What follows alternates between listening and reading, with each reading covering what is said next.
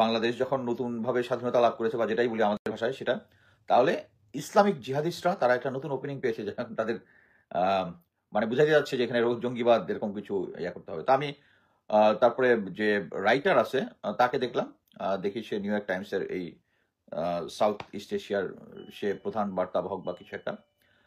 তার নাম হচ্ছে মুজিব মাসুল। মুজিব মাসুল তো হ্যাঁ, মুজিব মাসুল। তা এবং সে হচ্ছে বেসিক্যালি ফ্রম আফগানিস্তান, এবং তার পরবর্তীতে আমি তার অনেকগুলো ফিচার টিচার দেখলাম, যে সে দেখলাম যে ভেরি নরেন্দ্র মোদী ফ্রেন্ডলি, এবং আফগানিস্তান ওই আফগানিস্তানেও মোটামুটি তালেবান বিরোধী। So it's very clear. But আমার কথা হচ্ছে এটা নিয়ে মানে অ্যাকচুয়ালি খুব একটা দাপাদাপি করার কিছু নাই।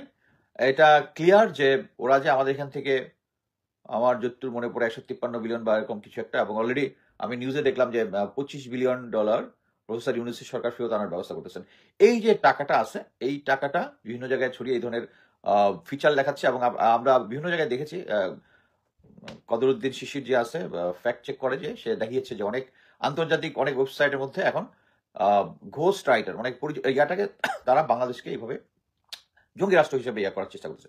সো ইম্পর্টেন্ট জিনিস হচ্ছে আমেরিকা বলছে মানে আমেরিকান সরকার বলছে, কিন্তু তা না। এটা হচ্ছে আমেরিকার সরকারের যেটা স্ট্যান্ড, এটা কিন্তু আমরা কিছুদিন আগে এখানে গ্যারি পিটার্স একজন সিনেটর এসেছিল, এসে বা প্রফেসর ইউনুসের সাথে দেখা করে বলেছে যে আমেরিকানরা অনেক ভুয়া মিথ্যা তথ্য পায় ইয়াদের কাছ থেকে, মানে বিভিন্ন সোর্স থেকে, এবং সোর্সটা ইন্ডিকেট করেছিল ভারতই।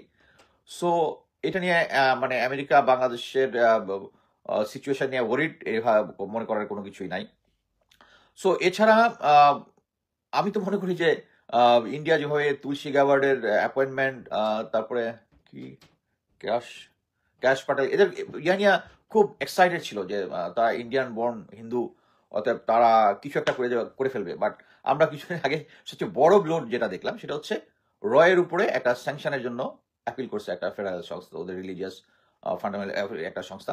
সো এর মানে হচ্ছে যে যে কাজগুলো করতেছে, কানাডার ঘটনাটা আমরা জানি, ইউএসএ তে আমরা একটা ঘটনা জানি, যে যার প্রেক্ষিতে, এবং প্লাস হচ্ছে তাদের ইন্ডিয়ার যে নিজ দেশের মধ্যে যে সংখ্যালঘুর উপরে নির্যাতন যেটা হচ্ছে, এটা যে কোনো ডাটার মধ্যেই পাওয়া যাবে। সো এখানে তারা যেটা করতেছে এই তাদের ব্লেমটা আমাদের ঘাড়ে, তাদের মিডিয়া খুব চিৎকার বাদ করছে, বাট এটা নিয়ে ওয়ারিড হওয়ার কোনো কিছুই নাই।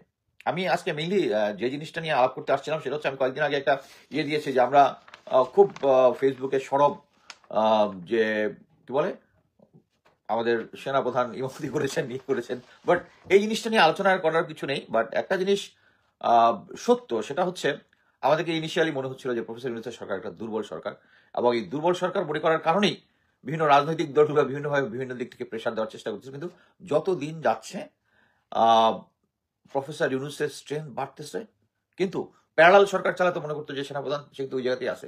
এই যে সমস্ত সেনাবাহিনী নিয়ে একটা ভিডিও করা হচ্ছে, উনি ইমামতি করতেছেন, এটার কিন্তু ইম্প্যাক্ট খুব একটা মার্কেটে নাই, এটা বুঝতে হবে।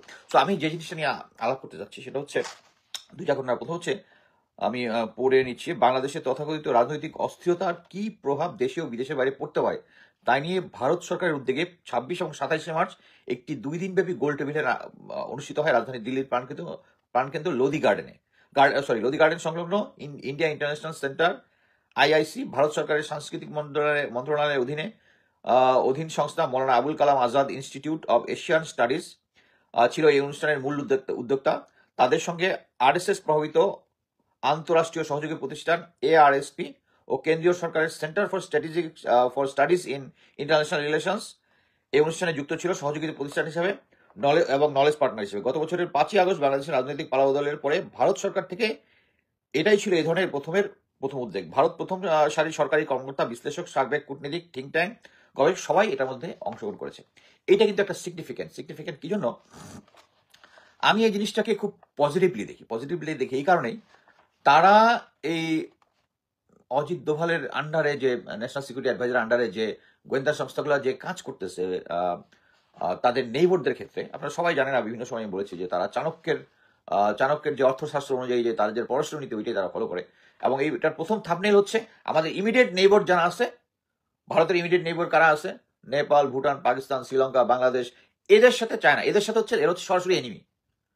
আর আমাদের শেখ হাসিনা শিখাইতেও ভারত হচ্ছে আমাদের বন্ধু, এবং তার পরবর্তী লেয়ারের যে আছে তারা হচ্ছে আমাদের বন্ধু, এর পরবর্তী যারা আছে। সো এখানে এটা ক্লিয়ার যে ভারত এখন পর্যন্ত তাদের যত নেইবার আছে সবার সাথে খারাপ সম্পর্ক হয়ে গেছে তাদের এই অ্যাটিটিউডের জন্য, তাদের এই কি বলে এটাকে, বিগ ব্রাদারলি অ্যাটিটিউড। আমরা মিলিটারিতে যখন উইলফ্ল্যান্ড নিয়ে আলোচনা করতাম, তখন আমরা যখন একটা দেশের মধ্যে একটা সেট আপ করতাম যে দুই দেশের মধ্যে ঝগড়া, এর মধ্যে আসতে হচ্ছে বিগ ব্রাদারলি অ্যাটিটিউড।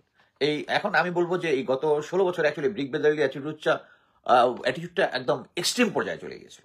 সো এখানে তারা এটাতে অবশ্যই এখানে অ্যাসেসমেন্ট করেছে কি কারণে তাদের এই ফেলিউর, কি কারণে তারা শেখ হাসিনাকে রাখতে পারে নাই, কি কারণে তারা অন্যান্য যে নেইবার যতগুলো আছে সবগুলো দেশের মধ্যে কিন্তু একটা ইয়া করেছে। আমরা লেটেস্ট মালদ্বীপে জানি, এবং পরবর্তীতে একটা রিপোর্ট বের হয়েছিল নিউ ইয়র্কে, আমি নিউজ পেপারটা এখন মনে নেই, সেটা হচ্ছে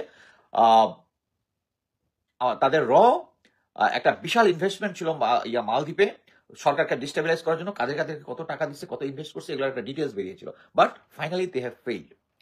আমরা যদি দেখি যে যখন তৈরি হয়, হয়েছিল 1968-এ, তারা যখন দেখেছিল যে 1965 ওয়ারে তাদেরকে, যদিও দুই পক্ষই দাবি করে এটা তাদের জন্য তারা যুদ্ধে জয়ী হয়েছে, কিন্তু অন গ্রাউন্ডে যেটা হচ্ছে এটার জয় পরাজয় নির্ধারণ হয়নি, কিন্তু পাকিস্তান একটা আপার হ্যান্ডে ছিল, কারণ ইন্ডিয়া যে স্ট্যান্ড নিয়ে ভিতরে ঢোকার চেষ্টা করছে হয়নি, ওটা সফল হয়নি। সো তখন তারা অ্যাসেস করে দেখেছে যে তাদের অ্যাকচুয়ালি ইনফরমেশন ছিল, ইনফরমেশন অ্যাসেসমেন্ট করে, ইনফরমেশনটাকে যে বিভিন্ন জায়গা থেকে তথ্য থেকে প্রসেস করার লোকজন ছিল না, প্রসেস ঠিক মতো করতে পারে নাই, কারণ দেশ ভাগের সময় যারা প্রসেস করতে পারতো ম্যাক্সিমাম লোক চলে গেছিল পাকিস্তান সাইডে যখন দেশ ভাগের পরে। সো তখন তারা টা তৈরি করলো, এবং তৈরি করার পর যে তাদের যে প্রধান ছিল R N Kao, he is a dedicated man, তার সম্বন্ধে আমি যেটা পড়েছি, he was an outstanding intelligence officer. এবং